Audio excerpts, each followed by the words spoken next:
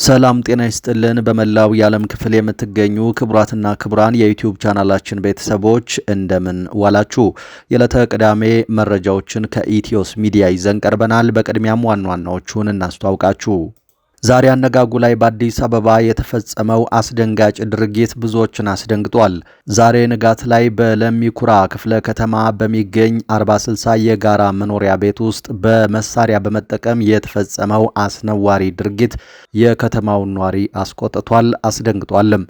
መረጃውን በዝርዝር ይዘነዋል፣ ተሰሙታላችሁ። ያገዛዙ ኃይሎች ከስምሪት ቀጠና መጥፋት እንደቀጠለ ነው። ጀነራሉ ደግሞ ለብልጽግና አገለግልበታለሁ ያሉበትን ምክንያት ተናግረዋል። በዝርዝር ያዝነው ሌላኛው መረጃችን ነው። ከቂሊንጦ ማረሚያ ቤት በዋስ የተለቀቁ የፖለቲካ እስረኞች በር ላይ በድጋሜ በፖሊስ ተይዘው ወዳልታወቀ ስፍራ ተወሰዱ። ለ2 ዓመታት ያህል በቂሊንጦ እስር ቤት ውስጥ የቆዩት የቀድሞው የሕዝብ ተወካዮች ምክር ቤት አባል አቶ አብዱረህማን አህመዲን፣ አቶ ግዛቸው ታምርና አቶ መኮንን ደሳለኝ የተባሉ ተጠርጣሪዎች የፌዴራል ከፍተኛ ፍርድ ቤት ልደታ የጸረ ሽብር ወንጀል ምድብ ችሎት እያንዳንዳቸው በ200 ሺህ ብር በዋስ እንዲፈቱ ህዳር 18 ወስኖ ብይን ሰጥቶ የነበረ ቢሆንም በር ላይ በፖሊስ ተይዘው ተወስደዋል። በዝርዝር ተሰሙታላችሁ። ብልጽግና ጌታቸው ረዳ በቀረቡበት የአልጀዚራው ቃለ ምልልስ ላይ ጥቅሜ አልተከበረም አለ። በዝግጅቱ ላይ ስለ ጄኖሳይድ መነሳቱም እንዳበሳጨው የሚያሳይ መግለጫን በመንግስታዊ መስሪያ ቤቱ በኩል አውጥቷል። ጌታቸው ረዳ ከዚህ በኋላ ጣፋንታቸው ምን ይሆን? በዝርዝር ይዘነዋል። ክቡራትና ክቡራን እነዚህንና ሌሎችንም መረጃዎች ይዘናል። ተደራሽነታችን እንዲሰፋ መረጃው ለብዙ ሰዎች እንዲደርስ ሼር፣ ላይክ እና ሰብስክራይብ ማድረጋችሁን ቀጥሉ። እስከ መጨረሻው ተከታተሉን። ያገዛዙ ኃይሎች ከስምሪት ቀጠና መጥፋት እንደቀጠለ ነው። ጀነራሉ ደግሞ ለብልጽግና አገለግልበታለሁ ያሉበትን ምክንያት ተናግረዋል። የ2017 ዓ.ም ማጠናቀቂያ የመከላከያ ሰራዊቱ ግምገማ ወቅት በሰፊው ከሰፈሩ ጉዳዮች መካከል የሰራዊቱ ከስምሪት ቀጠናዎች መጥፋት፣ ታጣቂዎችን ከነጦር መሳሪያቸው መቀላቀል የሚለው እንደሚገኝበት መዘገቡ የሚታወስ ነው። ይህ አሁንም በአማራ ክልል ተባብሶ ቀጥሏል። የክልሉ የሚሊሻና አድማ ብተና አባላት እንደዚሁም የመከላከያ ሰራዊቱ አባላት ከስምሪት ቀጠናዎች እየጠፉ የተወሰኑት ደግሞ ወደ ታጣቂዎችም እየተቀላቀሉ ስለመሆናቸው ታውቋል። በጎጃም ቀጠና እነብሴ ሳር ምድር፣ በዚሁ አካባቢ ድጓ ጽዮን፣ ወልዲያ ቅርብ ርቀት መርጦ ባለፉት 2 ቀናት ወደ ፋኖ ኃይሎች የተቀላቀሉ የመንግስት ወታደሮችም ባብነት የሚጠቀሱ ናቸው። በተመሳሳይ በደጀን አካባቢም ከ10 በላይ የሚሆኑ የክልሉ የጸጥታ አካላት ወደ ፋኖ ኃይሎች መቀላቀላቸው ተሰምተዋል። በክልሉ የተለያዩ አካባቢዎች ወደ ታጣቂዎች ከሚጓዙ የመንግስት ኃይሎች በተጨማሪ የወታደሮቹ ከስምሪት ቀጠናቸው በተለየ መንገድ መጥፋትም በየጊዜው እየጨመረ የሚገኝ ነው። ጠፍተው ወደ ቤተሰብ መመለስ፣ ከአካባቢው መሰወርና ታጣቂዎችን መቀላቀል ደግሞ እነዚህ የመንግስት የጸጥታ አካላት የሚገለጹበት ሁነት ሆኗል። በአውደ ውጊያዎች መበራከትና መራዘም፣ መሰላቸት፣ የውጊያ ዓላማ ማጣት ውስጥ የሚገኝ ሰራዊትን እያዘዙ ከሚገኙና ከገዛ ወንድሞቹ ጋር እያዋጉ ካሉ አዛዦች መካከል አንዱ የሆኑት ደግሞ በቅርቡ የማዕረግ እድገት የተሰጣቸው የ11ኛ ክፍለ ጦር ምክትል አዛዥ የሆኑት ሜጀር ጀነራል ዘውዱ ሰጣርጌ ይገኙበታል። እኚህ ወታደራዊ አዛዥ ለብልጽግናው አገዛዝ አገለግልበታለሁ ያሉበትን ምክንያት ሲያስቀምጡ ደግሞ በህዝብ የተመረጠ መንግስት ስለሆነ ነው፣ እናንተም ተመረጡና እናገልግላችሁ በማለት ነው። እኚህ ወታደራዊ አዛዥ የሀገሪቱ ሰላማዊ የፖለቲካ ተቃውሞ መድረክ ተዘግቶ ጠቅላይ ሚኒስትሩን በፌስቡክም በፓርላማ መተቸት ዘብጥያ የሚያስወርድ መሆኑን የሰሙ አይመስሉም። ሌላው ቀርቶ አትግደሉም ብሎ በሰልፍ መጠየቅ ከራሳቸው ከብልጽግናው ሹም አትጩሁ ጩኸታሞች የሚል መልስ እንደሚያሰጥም የነገራቸው ያለ አካልም አይመስልም። በሌላ መረጃ ዛሬ አነጋጉ ላይ በአዲስ አበባ የተፈጸመው ድርጊት ብዙዎችን አስቆጥቷል። ዛሬ አነጋጉ ላይ በለሚ ኩራ ክፍለ ከተማ በሚገኘው መሪ 40/60 የጋራ መኖሪያ ቤት ውስጥ ሽጉጥ በመጠቀም የተፈጸመው አስነዋሪ የወንጀል ድርጊት የአካባቢውን ማህበረሰብ አስቆጥቷል። አዲስ አበባ ከተማ ውስጥ ድሮ እምብዛም የማይታወቀው በመሳሪያ የተደገፈ የወንጀል ድርጊት አፈጻጸም አሁን እየተስፋፋ መሆኑን መረጃዎች ያሳያሉ። አብዛኞቹ በመሳሪያ የታገዙ ወንጀሎች የዝርፊያ ተግባራት ቢሆኑም ዛሬ ከወደ ለሚኩራ ክፍለ ከተማ የተሰማው ግን ሴት አስገድዶ የመድፈር ጸያፍ የወንጀል ድርጊት ነው። ዛሬ አነጋጉ ላይ 11 ሰዓት ገደማ ለሚኩራ ክፍለ ከተማ ውስጥ በሚገኘው መሪ 40/60 ኮንዶሚኒየም የታች ወለል ወይም ግራውንድ ክፍል መሳሪያ ይዞ የነበረ ግለሰብ አንዲት ሴትን አስገድዶ መድፈሩ ታውቋል። በስፍራው ያሉ ነዋሪዎች ለሚዲያችን እንደጠቆሙት ግለሰቡ አነጋጉ 11 ሰዓት ላይ ሽጉጥ በመያዝና የጋራ መኖሪያ ቤቱን ጥበቃ በመደብደብ ውስጥ በመግባት ወንጀሉን ፈጽሟል። ሽጉጥ የያዘው ሰው ጥበቃውን ደብድቦ ሴት ልጅ ደፍሮ ሄዷል። ጥበቃው ቢጮህም በፍጥነት የደረሰ የሕግ አስከባሪ አካል አልነበረም ያሉት ነዋሪዎቹ መጪው ጊዜ የበለጠ ያስፈራል በማለት ስጋታቸውን ገልጸዋል። ወንጀሉ የተፈጸመበት ቤት የንግድ ቤት መሆኑ የታወቀ ሲሆን ምግብና መጠጥ ቤት የሚሰራና ብዙ ጊዜ ቢበዛ እስከ ምሽቱ 6 ሰዓት የሚሰራ መሆኑ ታውቋል። ወንጀለኛው መስታወቱን ሰብሮ ነው የገባው ያሉት የዓይን እማኞች ከበርካታ ደቂቃዎች በኋላ አንድ ሲቪል የለበሰ የጸጥታ ባለሙያና በአካባቢው በነበሩ ሰዎች ትብብር ቀጥሎ ባሉት ሌሎች ብሎኮች ወይም ህንፃዎች ውስጥ ወንጀለኛው ተደብቆ መያዙ ታውቋል። ይህ መረጃ እስከወጣበት ሰዓት ድረስ የጸጥታ አካላት ከጣቢያ ባለመምጣታቸው መኪና ተፈልጎ ወደ ፖሊስ ጣቢያ እንደተወሰደ ታውቋል።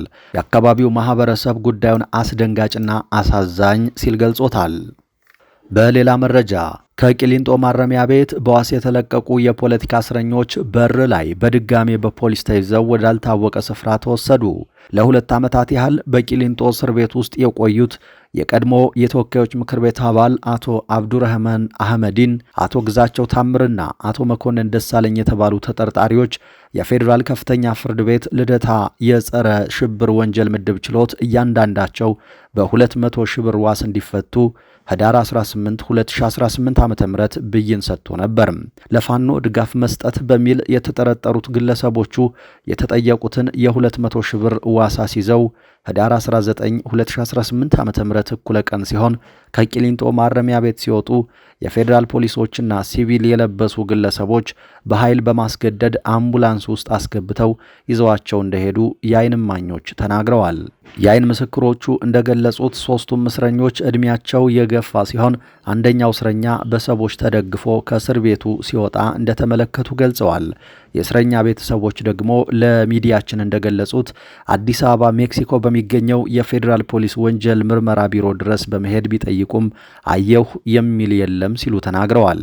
የቀድሞ የኢዴፓና የተወካዮች ምክር ቤት አባል አቶ አብዱረህማን አህመዲን በቅርቡ ከባድ ቀዶ ሕክምና የተደረገላቸው መሆኑንና ይህንኑ የጤና ሁኔታቸውን ምክንያት በማድረግ የከፍተኛው ፍርድ ቤት በውጭ ሆነው ጉዳያቸውን እንዲከታተሉ በዋስ እንደለቀቃቸው የገለጹት ምንጮቻችን ከማረሚያ ቤት ሲወጡ ታፍነው መወሰዳቸውን አስረድተዋል። ቀደም ሲል በተመሳሳይ መልኩ ተጠርጥረው የከፍተኛው ፍርድ ቤት በ200 ሺህ ብር ዋስ የለቀቃቸውን አቶ ሚካኤል መላክ የተባሉ ተጠርጣሪ ፖሊስ በር ላይ ጠብቆ በኃይል አስገድዶ ይዟቸው እንደወሰዳቸው መዘገባችን ይታወሳል። በሌላ መረጃ ብልጽግና ጌታቸው ረዳ በቀረቡበት የአልጀዚራው ቃለ ምልልስ ላይ ጥቅም ያልተከበረም አለ። በዝግጅቱ ላይ ስለ ጄኖሳይድ መነሳቱ እንዳበሳጨው የሚያሳይ መግለጫ በመንግስታዊ መስሪያ ቤቱ በኩል አውጥተዋል። አገዛዙ የፕሮግራሙን አዘጋጅ መሃዲ ሐሰንንና የአዲስ ስታንዳርዷን ጸዳለ ለማንም ወንጅሏል። የአብይ አህመድ ተሿሚ ሆኖ ብልጽግና ደሞዝ ከሚከፍላቸው ባለስልጣናት መካከል ጄኖሳይድ መፈጸሙን ያመኑ የመጀመሪያው ሰው የሆኑት ጌታቸው ረዳ በአልጀዚራ ቴሌቪዥን ላይ የነበራቸው ቆይታ አገዛዙን ያስደሰት አልሆነም። የብልጽግና የደህንነት ቢሮና የውጭ ጉዳይ ሚኒስቴር የሚመሩትና የውጭ ጉዳይ ኢንስቲትዩት በሚባለው መስሪያ ቤት ስር የሚንቀሳቀሰው ሆርን ሪቪው ላይ የወጣው መግለጫም ሰሞነኛውን የጌታቸውን ቃለ ምልልስ በማስመልከት መግለጫ አሰራጭቷል። ይህ ድረገጽ ከዚህ በፊት እንደ ዲና ሙፍቲ፣ ሌንጮ ባቲ ያሉ የገዢው ልሂቃን አባላት ፋኖን፣ ህወሓትና ኤርትራን ስለመውጋት እንዲሁም ወደብንም ስለመያዝ ደጋግመው የጻፉበት መሆኑ ይታወቃል።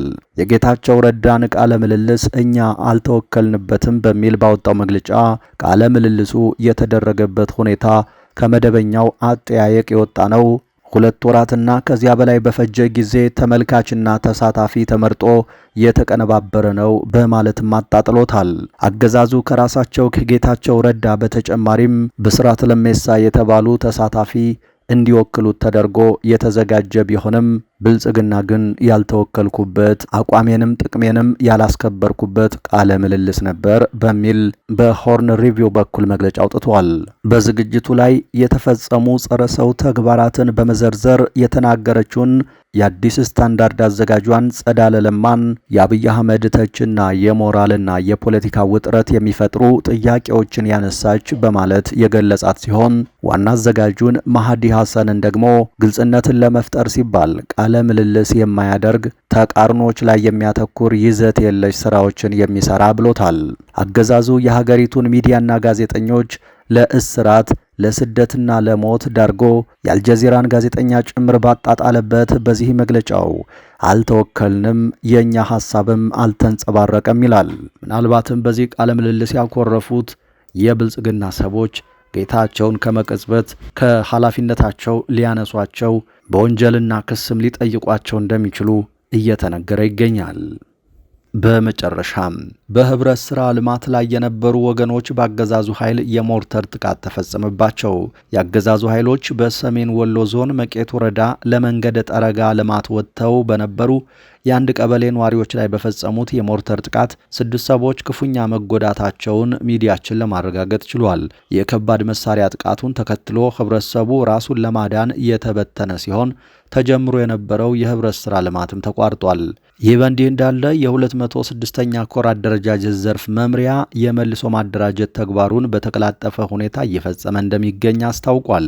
የቴዎድሮስ እዝ 206ኛ ኮር በተቋቋመ በአጭር ጊዜ ውስጥ መዋቅሩን በማሻሻል ሰራዊቱን ለተሻለ ግዳጅ እያበቃ ሲሆን በመልሶ ማደራጀት ተግባሩ ትኩረት ሰጥቶ እየተንቀሳቀሰ የሚገኘው የ206ኛ ኮር በስሩ ያሉ ክፍለ ጦሮችን በማደራጀት ሰራዊቱን በጠንካራ ሻለቆች እያዋቀረ እንደሚገኝ አስታውቋል። ክቡራትና ክቡራን ለዚህ ሰዓት ያዝናቸው አዳዲስ መረጃዎች እነዚህ ነበሩ። ከቆይታ በኋላ በሌሎች መረጃዎች ድጋሚ እንጠብቃችኋለን። እስከዛው በያላችሁበት መልካም ጊዜ ተመኘን።